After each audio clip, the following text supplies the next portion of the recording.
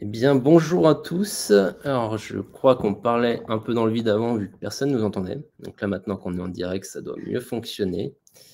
Enfin, je l'espère, sinon n'hésitez pas à nous le dire. Donc, je vous remercie déjà d'être présent pour cette présentation de la dernière release Rudder. Donc moi, je suis Florent, je suis le Technical Account Manager chez Rudder. J'ai rejoint l'entreprise il y a 4 mois maintenant. Et pour cette présentation, il y a Nicolas qui va m'aider sur la partie technique. Nicolas, que vous devez entendre aussi à côté, que je te laisse te présenter. Donc, je suis Nicolas, Customer Success Manager chez Roder. Je suis là depuis le début et je m'occupe plutôt de la partie technique. Alors juste, on a commencé un peu en retard parce que on attendait que le maximum de gens arrivent. Une fois que l'événement est commencé, il peut plus y avoir de nouvelles personnes qui rejoignent. Comme tout le monde n'était pas encore là, c'est pour ça qu'on a commencé avec 3 minutes de retard. Désolé. S'excuse pas. Hein. Et oui, Nicolas était là depuis le début, c'est un des fondateurs. Bref, donc je propose qu'on commence. Donc c'est une présentation de 30 minutes. Ce sera une présentation un peu générale des nouveautés sur la Rudder 7.0. On n'ira pas trop dans le détail technique, en tout cas c'est pas moi qui parlerai du détail technique en profondeur, parce que c'est Nicolas le plus technique, donc c'est lui peut-être qui viendra intervenir sur ces sujets-là. Mais dans tous les cas, c'est un début de réflexion donc, sur ce que va pouvoir faire Rudder 7.0. Et il y aura toute une documentation qui sera disponible et qui est déjà disponible en partie pour présenter cette release. Après cette session de présentation de Rudder 7.0, il y aura une session de questions-réponses. Donc, on va essayer éventuellement de les faire au fil de l'eau, bon, sachant que je n'ai pas l'œil vraiment sur la fenêtre Livestorm. Je ne pourrais pas forcément voir quand il y aura des questions, mais là, je vois que déjà, j'ai eu une pop-up, donc visiblement, il y a des gens qui ont posé des questions, ou écrit en tout cas dans la fenêtre de questions. Donc, ça veut dire que ça fonctionne, donc tant mieux. Et puis, voilà, on est parti.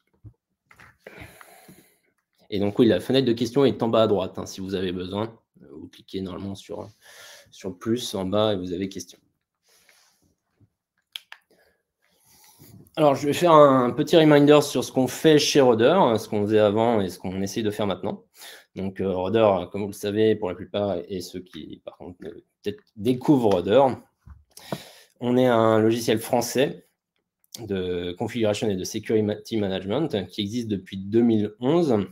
Notre but initial, c'était vraiment de faire du déploiement et du maintien en continu de configuration, en essayant de déployer et de maintenir ces configurations sur un nombre important de machines, sans avoir d'impact sur les performances. Et donc, on s'est focalisé sur une nouvelle partie qui est le Security Management, en plus du Configuration Management. Et donc, dans le Configuration Management, ce qu'on essaie de faire, c'est du déploiement et du maintien en continu des configurations système, donc la MCO. La mise en place de règles pour répondre aux derniers standards de sécurité, que ce soit ISO 27001, CIS, etc., notamment aussi imposés par les OIV et les OSE. On s'inscrit dans ce cadre-là.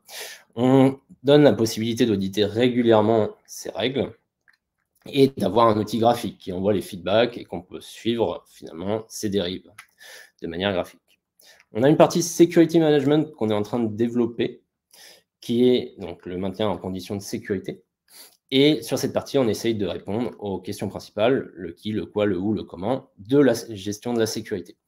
Donc, quelles machines on veut mettre à jour, quelles machines sont vulnérables. Donc, on va faire des scans sur ces machines.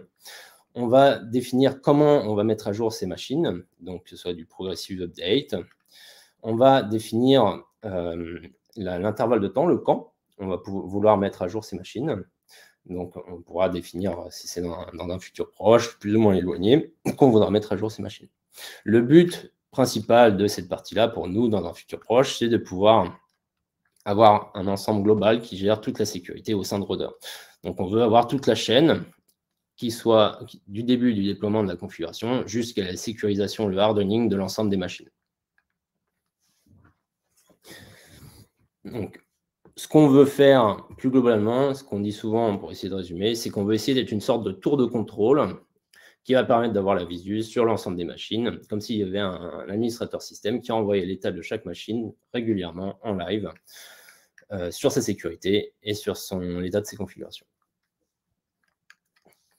Bon, sachant que si vous voulez en savoir plus sur ces fonctionnalités, pour ceux qui ne sont pas au courant ou qui n'ont pas le détail de ce qu'on fait et ce qu'on veut faire dans un futur proche, n'hésitez pas à nous contacter ou à aller sur notre site web.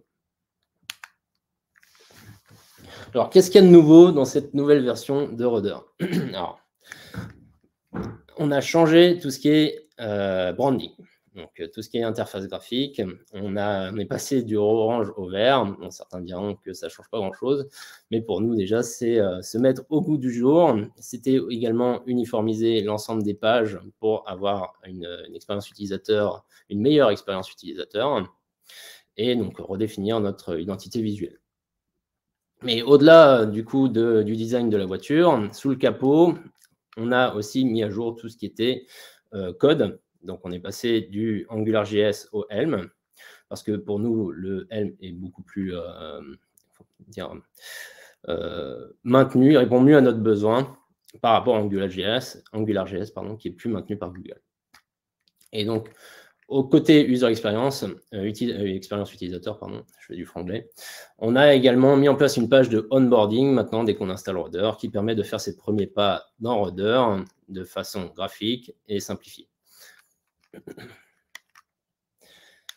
Donc, comme je le disais, on a essayé de faire en sorte que ce soit assez uniforme sur l'interface pour qu'on ne soit plus de nouveau perdu entre les pages. Avec des pages, des designs différents, on pouvait se perdre facilement.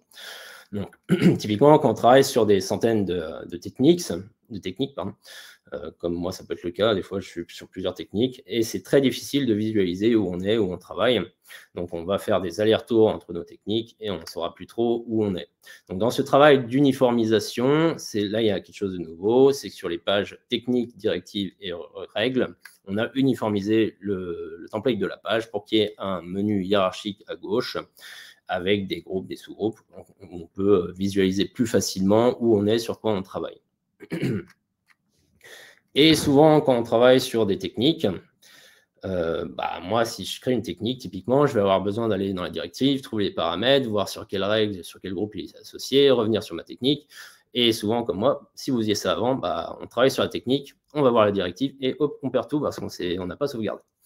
Donc ça, c'est quelque chose qui a été changé. C'est que maintenant, on a mis en place un système de draft, de brouillons, qui sont sauvegardés automatiquement dans une rubrique dédiée sur le panel de gauche que je vous montrerai après, dans la page du Technique Editor. Donc, on peut travailler en parallèle sur plusieurs techniques sans avoir besoin forcément de sauvegarder et on pourra s'y retrouver. Et une fois qu'on a fini de travailler et qu'on a mis au propre à peu près cette technique, on peut la sauvegarder et celle-ci sera dans une rubrique qui ne sera plus dans les brouillons. Donc, pour les gens un peu tête en l'air, en tout cas comme moi, c'est vraiment sympa. Une autre des features qui était attendue, c'était la capacité de pouvoir gérer les résultats de compliance. Qu'est-ce que j'entends par les résultats de compliance? Quand on va sur le dashboard Rudder, on a l'ensemble de la compliance de notre système. Mais quid si on veut qu'il y ait des méthodes qui ne soient pas intégrées à cette compliance? Avant, c'était compliqué. Il fallait faire des conditions, c'était galère, voire même très galère. Alors maintenant, on a mis en place une checkbox au sein des méthodes qui permet de dire si on veut ou pas que cette méthode renvoie sa compliance. Donc, quand on a une technique qui trigger plein de techniques et qu'avant, il fallait faire des conditions complexes, là maintenant, on peut juste aller sur les méthodes et dire qu'on ne renvoie pas la compliance dessus. On ne renvoie pas son scoring, son score de compliance. On ne veut pas que ce soit pris en compte dans le score de compliance, de conformité. Et aussi, donc, en amenant ces méthodes, en amenant ce choix dans les méthodes de pouvoir choisir que ça rentre en compte dans la compliance ou pas, on a également amené sur ce technique editor une notion de bloc. Donc, qu'est-ce que j'appelle bloc? Un bloc, ça va être un contenant dans lequel on va pouvoir mettre plusieurs méthodes. Donc, ça a deux aspects pratiques. Le premier, c'est qu'on va pouvoir organiser ces méthodes. Avant, on avait donc toutes nos méthodes, on pouvait en avoir des dizaines qui étaient à la suite, de manière séquentielle, pas forcément triées, pas forcément claires, pas visuelles. Là, maintenant, on peut les mettre au sein d'un bloc. On peut se dire qu'un bloc peut avoir une fonction. Bon, après, chacun fait comme il veut. Mais typiquement, on pourrait avoir un bloc où il y a toutes les méthodes qui font l'installation d'un package, un autre bloc qui fait toutes les fonctions, les méthodes qui sont de configuration d'un package, etc. Donc, ça permet d'avoir déjà une meilleure visualisation de ce qu'on est en train de faire en organisant par bloc. Mais le but premier du bloc, au-delà de ça, c'était également de pouvoir choisir la méthode de calcul de la conformité. Parce qu'aujourd'hui, la conformité est calculée, c'est une somme de poids pondérés. En fait, pour chaque méthode, à chaque fois qu'il va y avoir une erreur ou un succès, on va faire un poids pondéré et on va dire, s'il y a 2 erreurs, un succès, donc il y a 33% de succès. Donc, ce sera ça dans le résultat dans la Global Compliance. Mais si on veut pouvoir choisir une autre méthode de résultat, maintenant on peut. Donc, typiquement, on a 2 autres choix. Donc, le premier, c'était le Weighted Sum of Reports, qui, comme je disais, donc, si on a 3 directives, une erreur de compliant, du coup, on aura 66% de compliant. Moi, j'avais dit, bon, si on a une compliant, 2 erreurs, on aura 33% de compliant. Mais en gros, c'est le calcul. C'est très simple. On peut choisir également Focus on one Child Method Report. Ça veut dire qu'on va choisir une sous-méthode de notre bloc pour dire que notre compliance va être calculée en fonction de cette méthode, de ce bloc. Donc, sur nos 3 méthodes dans un bloc, si on en a une qui est plus importante, vraiment sur laquelle on veut faire le focus, on peut lui dire que ce sera celle-ci qui va faire notre conformité pour notre bloc. Un autre choix possible, c'est le Worst Report. Le Worst Report, il y a 2 sous-choix dessus. Je vous les montrerai après, hein, comme ça, là, il y a beaucoup d'infos. Mais alors, le Worst Report, en gros, on va prendre parmi ce bloc la méthode qui a le plus mauvais score et dire que c'est elle qui va faire le scoring pour notre bloc. Il y aura 2 sous-choix possibles. Le premier, c'est on dit que ça aura un poids pondéré de 1. Donc, on a 3 méthodes. Il y en a une qui est en erreur. Il y aura un poids de 1 pour cette méthode en erreur. On a l'autre choix qui est, on donne un poids du nombre de méthodes. On a 3 méthodes. On a une qui est en erreur et 2 autres sont en succès. Du coup, là, on va retomber sur ce qu'on avait eu en Weighted Sum Report dans ce cas-là particulier, mais on aurait 33% d'erreur. Donc, je propose de vous montrer directement dans l'interface. Alors, si je change là, vous devez voir. Donc, c'est ce que je disais sur la partie visuelle. On a refait tout ce qui est page de login aussi. Donc, on peut voir que ça a changé un peu. Hop. Et donc là, on va accéder au dashboard Roder. Donc, je ne m'étends pas dessus. La plupart de vous le connaissez déjà. On va aller voir directement dans les techniques. Donc, on retrouve notre panneau à gauche d'organisation hiérarchique des techniques avec cette notion de draft tout en bas. Donc, typiquement, si maintenant je crée une nouvelle technique, elle va apparaître en draft en dessous. Donc là, on voit, pardon, hop, unnamed draft. Donc, c'est ma nouvelle technique sur laquelle je suis en train de travailler. Donc, sachant que là, elle est apparue en test 2, si maintenant je la sauvegarde, elle va passer au-dessus. Donc, ça, c'est pour les drafts. Pour le panneau, comme je disais, on a essayé d'uniformiser les pages. Donc, on a le petit panneau hiérarchique à gauche qui se retrouve sur le menu directive et sur le menu rules.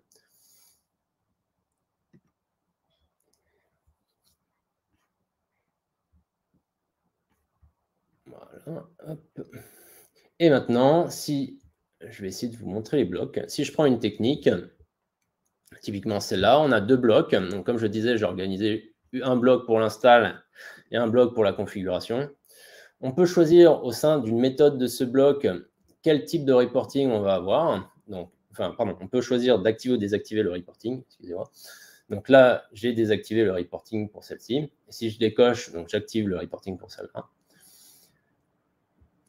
Et on va pouvoir choisir le reporting global pour l'ensemble du bloc. Donc j'ai 3 méthodes dans ce bloc. Comme je disais, soit je reprends le cas classique où je fais une somme pondérée de l'ensemble des résultats des méthodes.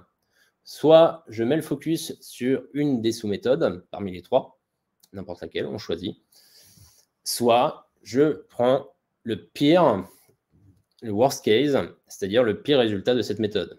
Donc à partir du moment où il y a un erreur, le worst case serait le error. Donc soit on va lui filer un poids de 1, soit un poids de 3. S'il n'y a pas d'erreur, le worst case, ce sera sans erreur, ce sera validé, donc ce sera compliant. Et donc dans ce cas-là, la compliance globale sera en fonction du poids pondéré qu'on a choisi, soit de 1 pour le compliant, soit du nombre de méthodes, donc 3 pour compliant. Alors c'est un peu complexe peut-être de décrire à l'oral.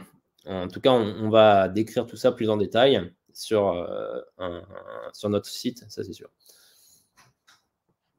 Et d'ailleurs, je crois qu'il y a déjà une partie de la documentation qui est déjà disponible, qui décrit vraiment en détail comment c'est calculé. Donc, retournons à nos moutons. Donc ça, c'était pour la partie bloc. Une autre feature qu'on a avec Rudder, c'est Rudderlang. Donc c'était quelque chose qui était attendu avec la 7.0. Donc c'est maintenant disponible. Alors, on fournit, nous, de base, Rudder, un outil graphique qui permet de créer des techniques de manière graphique. Sauf que des fois, pour des raisons, on peut avoir besoin de mettre les mains dans le cambouis, d'avoir besoin de faire des techniques un peu plus complexes ou de les faire à la chaîne. Et des fois, c'est plus rapide de les écrire directement en code, tout simplement. Oups, je reviens. De les écrire en code. Donc, pour ceux qui veulent aller dans ce détail-là, on a mis en place un DSL qui est Rudderlang. Donc, vous pourrez, avec celui-là, développer vos propres techniques dans ce langage et les importer et les exporter facilement. Ça donne une couche d'abstraction, quel que soit votre OS, vous allez pouvoir compiler finalement ces techniques que vous aurez écrites en Rudderlang et les exécuter sur vos nœuds. Donc là, dans ce petit schéma, on voit différents fichiers qui vont checker la présence de package ou la présence de service, configurer des règles de hardening, qui vont être compilés par le compilateur Rudder, donc Rudder C, Rudder Compilator, et qui va être ensuite mis à disposition et pouvoir être déployé sur les agents. Mis à disposition dans la GUI. Ça, en fait, ça va compiler un JSON qui va apparaître ensuite dans la GUI. Donc pour nous, comme l'open source de base, c'est le partage, on espère, avec ça, dans un futur plus ou moins proche, simplifier le partage de ces techniques. C'est-à-dire qu'on peut imaginer, comme ça se fait pour d'autres logiciels, d'avoir une sorte de marketplace où on va pouvoir s'échanger nos techniques Rudder. Et j'en parlerai plus tard. Typiquement, on est en train de refactoriser nos techniques en Rudder pour pouvoir simplifier justement tout ça. C'est une feature qu'on est encore en train de développer, hein. C'est toujours en développement. Elle fonctionne déjà bien, mais on veut faire beaucoup de choses autour. Pour rentrer dans le détail,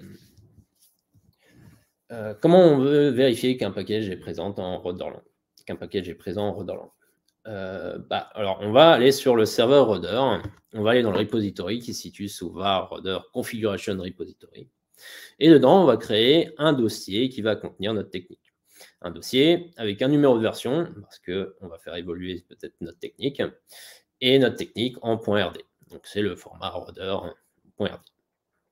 Dans notre fichier de Rudderlang, dans notre technique qu'on veut compiler, on va avoir un certain nombre de métadonnées. C'est les premières lignes qui sont avec un arrobase devant, donc @format, @name. C'est ce qui va être interprété par le compilateur Rudder. En dessous, les lignes qui sont sans arrobase, c'est le contenu de notre technique. Donc là, on voit package vim présente. On va vérifier la présence du package vim. Alors, encore une fois, là, je ne vois pas votre question en live. Peut-être qu'il y a des questions là-dessus. En tout cas, Nicolas pourra y répondre si besoin. Et on pourra y répondre à la fin.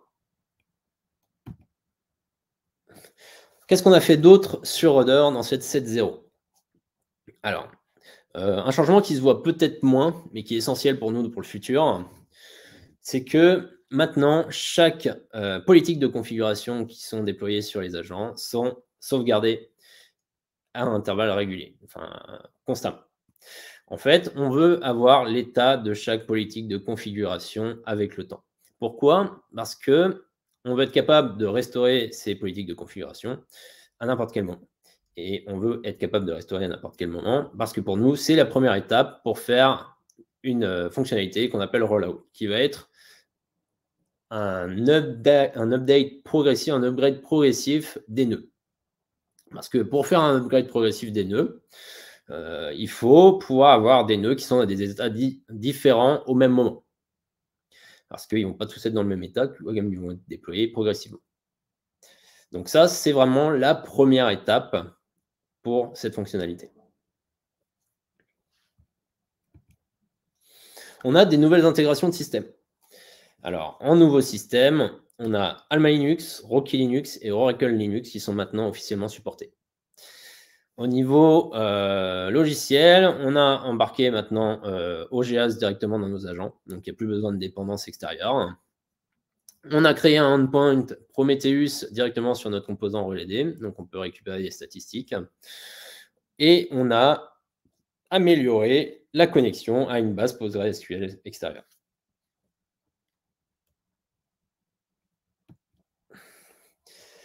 En plus de ça, parmi les changements qu'on voit moins, mais qui quand même, des fois, un petit changement peut faire une grosse différence.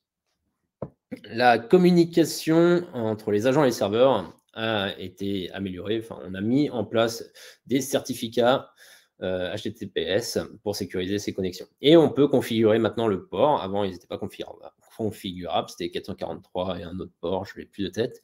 Mais maintenant, les ports sont configurables. Les techniques système ont été refactorisées, donc recréées, améliorées, optimisées. On a un meilleur calcul de la conformité. Donc, on est à peu près 10 fois plus rapide pour calculer la conformité qu'avant. C'est quand même un gros changement. Au niveau serveur rudder, on est maintenant compatible avec la dernière version de Debian. Donc, c'est Debian 11. Et on a présenté déjà à quelques-uns de nos clients, et c'est disponible maintenant, les collections Ansible qui permettent de déployer des agents, des serveurs et des relais directement avec Ansible. Avec un playbook Ansible. Et donc, c'est disponible d'ailleurs dans le Galaxy Ansible. C'est quoi la suite? Alors, pour nous, la suite, ça va arriver en mars 2022. Et pour vous aussi, d'ailleurs. Notre prochaine release, la 7.1, arrive en mars 2022. Et ce qu'on développe activement aujourd'hui sur cette release, c'est le patch management. C'est notre focus numéro 1, c'est le patch management pour cette release 7.1. Mais à côté de ça, on est toujours en train d'essayer d'améliorer constamment donc, tout ce qui est security management avec la fonctionnalité de CVE. Et on essaye de, on va être, compatible avec un système de single sign-on, notamment avec les méthodes OAuth et OpenID Connect. Plus tard cette année, on espère, grâce à Rudderlang, commencer à implémenter l'ensemble des règles CIS en Rudderlang. Et donc, comme ça ne parle pas trop, mais peut-être, en fait, je vais détailler un peu, ça va permettre de pouvoir, en ayant ces fonctionnalités en Rudderlang, de pouvoir importer directement dans Rudder l'ensemble des règles de hardening CIS et de choisir qu'est-ce qu'on veut implémenter en fonction de notre politique de sécurité. Donc, typiquement, il y en a qui vont peut-être implémenter toutes les règles, mais toutes les règles ne vont pas correspondre à la majorité des infrastructures. Donc, on va être capable de choisir quelles règles de CIS on veut implémenter. On travaille également, dans un futur plus ou moins proche, sur l'intégration de Ansible, vraiment dans Rudder. Être capable d'exécuter des playbooks Ansible depuis Rudder et de récupérer le résultat de ces exécutions. On essaye de s'intégrer vraiment avec Ansible. Alors, pour la mise à jour en 7.0, donc, il faut mettre à jour son repository, forcément. Donc, avant, vous avez peut-être un repository qui pointait sur la 6.2. Maintenant, il faut mettre sur la 7.0. Si vous êtes client, il faut bien sûr renseigner le login password. Si vous utilisez la version communautaire, pas besoin. Et on lance un package manager, donc apt yum upgrade. Ça va upgrader donc le serveur, les relais, les agents. C'est la même procédure. Alors, on conseille pour l'upgrade de suivre l'ordre serveur, relais, nœud. Sachant que on n'est pas obligé de tout upgrader dans la minute, forcément, sinon c'est un peu compliqué. Donc, on peut très bien avoir des parcs hétérogènes le temps de l'upgrade. Donc, on peut avoir un serveur à relais en 7.0 et des agents en 6.2, et inversement. Mais on conseille vraiment de faire l'upgrade serveur relais nœud. Pour Windows, il suffit de remplacer l'exécutable et de lancer avec en paramètre l'adresse IP du Polity Server. L'ensemble des documentations sont déjà disponibles sur le site web. Donc, j'ai mis les liens là. Après, n'hésitez pas à nous les demander. On peut vous fournir l'URL, mais c'est déjà disponible sur le site. Sachant qu'on est disponible pour la partie communautaire sur chat.rudder.io. Pour la partie client, vous pouvez nous contacter sur eTop ou directement par mail ou Slack, ou bref. Alors, on a sorti la 7.0, ça signifie que du coup la 6.2 va passer en fin de vie. Ce qui signifie pour les utilisateurs de la version communautaire qu'on supporte encore pendant 3 mois la 6.2. Pour les clients qui sont du coup, qui ont une souscription, pour ceux qui sont clients d'une souscription standard, on supporte pendant 6 mois. Pour ceux qui sont clients d'une souscription premium, on supporte pendant 9 mois. Donc, c'est important de garder ça en tête.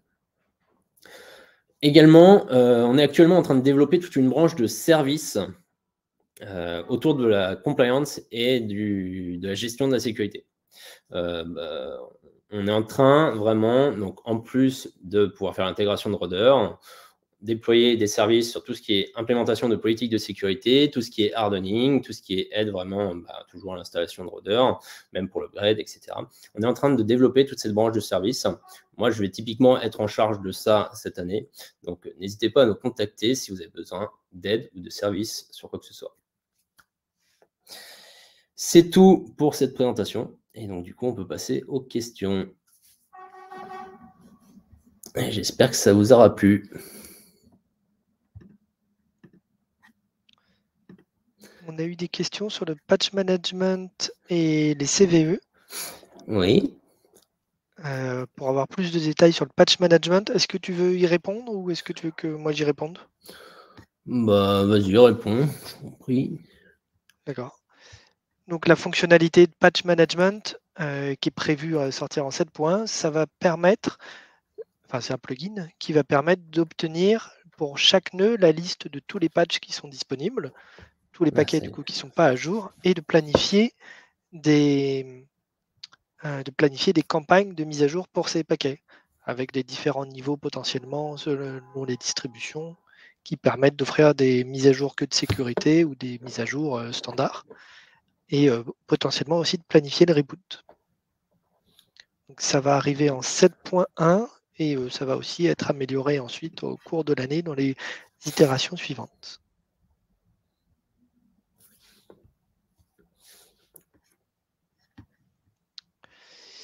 Et oui, c'est effectivement, cette fonctionnalité est effectivement que sous souscription. Ouais. C'est un plugin de Rudder qui est sous souscription de sécurité, dans le module sécurité. Alors, j'ai un doute sur le module, tu es sûr de toi? Mais bon, ça c'est un Je détail. crois que c'est ça, ouais. Effectivement, c'est peut-être pas ça. Parce que il me semble que c'est encore en discussion, c'est dans Configuration Management. C'est possible que je sois allé et on pourra vous donner plus de détails éventuellement. On a aussi une question sur le plugin CVE. Peut-être que tu peux montrer sur le lab comment il fonctionne, le plugin de CVE. Tu as ton micro partagé. Ouf. Paf.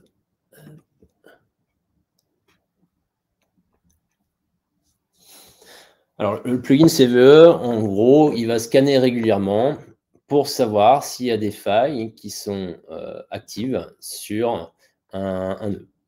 Donc, comment il va faire? Il va vérifier si l'ensemble des packages présente des failles en se connectant finalement sur... il va vérifier quelle est la liste des packages avec le Fusion Inventory, puis faire le lien avec les CVE et faire la correspondance sur ces packages.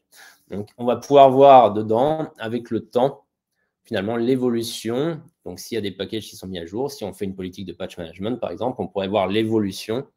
Alors, je ne sais pas si... Hop.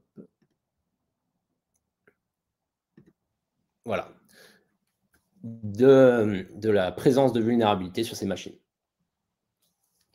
Donc là, le scanning CVE et la présentation des résultats de vulnérabilité, c'est un premier pas. Et après, justement, on veut fournir la possibilité de remédier directement à ces vulnérabilités depuis l'interface en mettant à jour les packages vulnérables.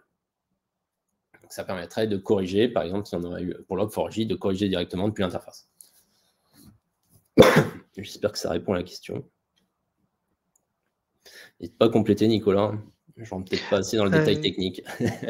Ouais, je pense que c'était pas mal comme réponse. D'un point de vue technique, on a un scan. Ah bah voilà, on nous dit que c'est clair. Super. Donc d'un point de vue technique, on se base sur l'inventaire des machines qui est fait. On a un inventaire qui est fait au moins toutes les nuits des machines, qui nous remonte la liste des paquets qui sont présents sur les machines. Et on se base sur les sources de CVE et sur la liste de paquets pour savoir quelles sont les vulnérabilités CVE qui impactent ces machines. Exactement, c'est le site Mitrevult, non? C'est pas ça, je crois. C'est ça. Ouais. Alors, j'ai enfin réussi à accéder aux questions. Ce serait pas. Bon, les autres questions, tu avais déjà répondu. Ouais, j'ai répondu en direct sur les autres questions. Alors, est-ce qu'il y a d'autres questions? On n'a pas dans le chat. En tout cas, j'espère que cette session de présentation vous aura plu. N'hésitez pas à nous dire après par retour si vous souhaitez en voir plus souvent, peut-être. L'analyse CVE, est-ce qu'elle est disponible pour Windows? On nous demande. Alors, pour l'instant, l'analyse CVE n'est pas disponible pour Windows, elle est disponible que sur les systèmes Linux. C'est quelque chose qui est prévu de faire, mais c'est un petit peu plus compliqué d'analyser les sources. Par contre, le patch management, lui, sera bien disponible sous Windows aussi.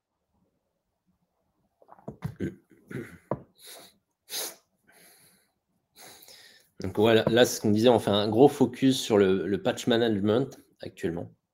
Mais ce n'est pas pour dire qu'on travaille plus sur le reste. Hein. Là, c'est notre priorité, le patch management, parce que ça a été demandé à plusieurs reprises. Et donc là, ensuite, on va continuer de travailler, bien sûr, sur tout ce qui est CVE, ce que je disais, et security. Ça va ensemble. Est-ce que Rudder permet de scanner des images Docker? Wow. Oui, après on peut mettre un agent dans n'importe quel type de machine. Ouais, mais mettre un agent dans une image, enfin dans un Docker, c'est un petit peu dommage pour. Après, comme un Docker, le c'est pas principe de Docker. persistant. Ouais, ça peut. Alors, on peut avoir des systèmes qui vont permettre de vérifier ce qu'on a effectivement dans l'image Docker. Donc, soit à la création de l'image, soit au cours du cycle de vie de l'image, en ayant de l'introspection dans l'image Docker. C'est pas un usage habituel de Rudder, ça pourrait être honnête. Les images Docker vont plutôt, enfin les containers vont plutôt être vus comme des systèmes immutables qu'on ne touche pas et qu'on recrée au besoin. Et en général, Rudder n'est pas utilisé pour ça.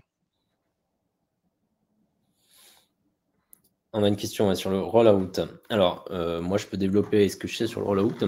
En gros, nous, ce qu'on entend par rollout, c'est la capacité de pouvoir faire un déploiement progressif des patchs. En gros.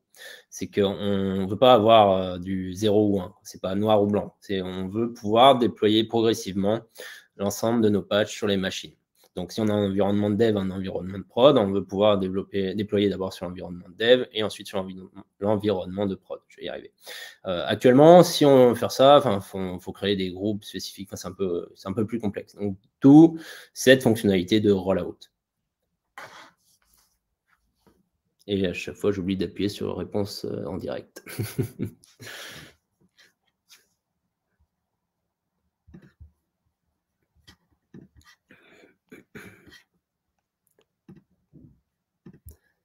Est-ce que ça a répondu à votre question sur le rollout ou est-ce que vous voulez plus de détails?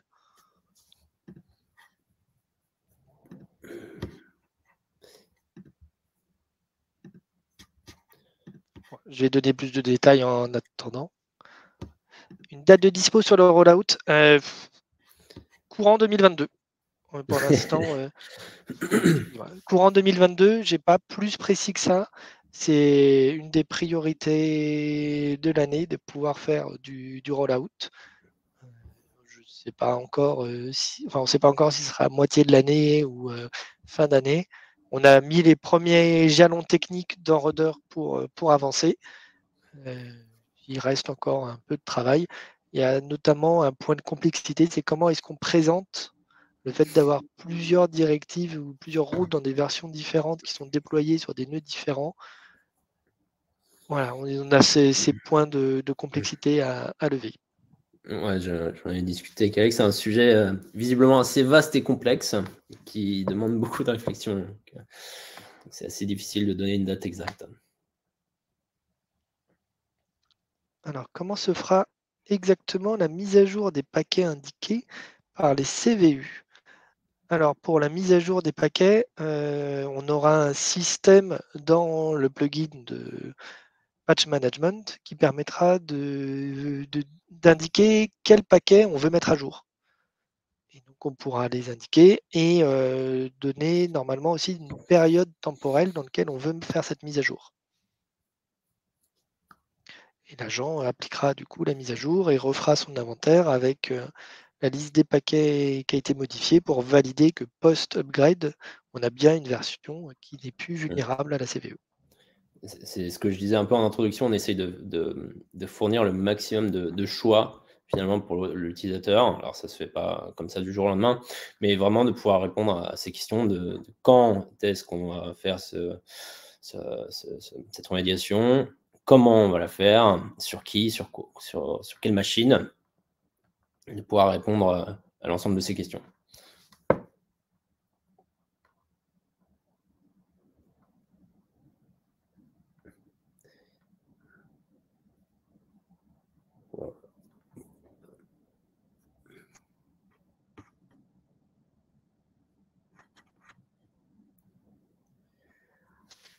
Est-ce qu'il y a un petit screenshot montrable de ce patch management? Alors, malheureusement, non. Après, ça va venir plus vite qu'on ne pense, mais pour l'instant, non, on n'a pas de. Je ne crois pas qu'il soit montrable. Non. Mais ça va venir rapidement. Plus que quelques mois à patienter. Il est pas si mal, mais ouais, non, il n'est pas montrable hein, quand même.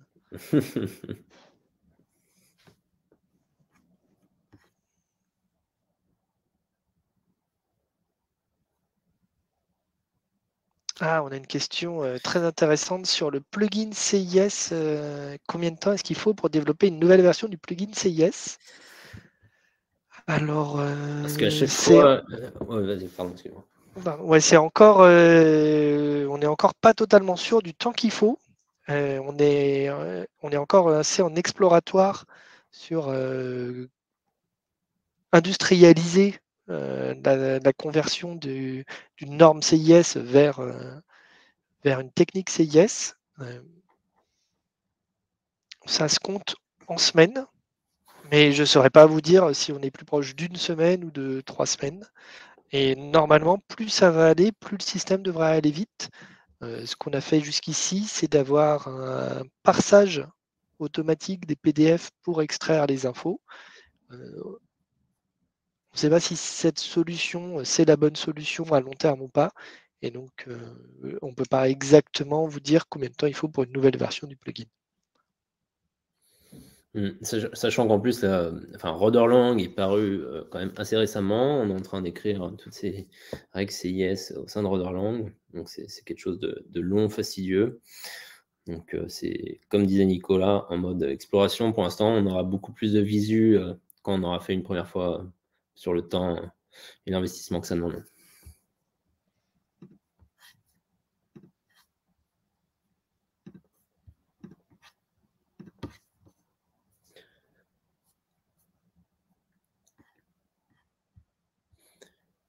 J'entends des ploup, mais je vois rien. Je pense qu'on a fait le tour des questions. Bah, écoutez, si c'est tout pour vous, niveau questions, je vous remercie en tout cas, encore une fois, d'avoir participé à cette session. Moi et Nicolas sommes très contents d'avoir fait ça, et puis on espère vous revoir très vite. Je ne Merci sais pas si beaucoup tu à avais des tous. questions, non? Non, il n'y a plus rien. Non, Et il ouais, n'y en a pas d'autres. non. Très bien, bah, merci beaucoup à vous tous, et puis à bientôt sur les ondes alors. Bonne soirée. Bonne soirée à tous.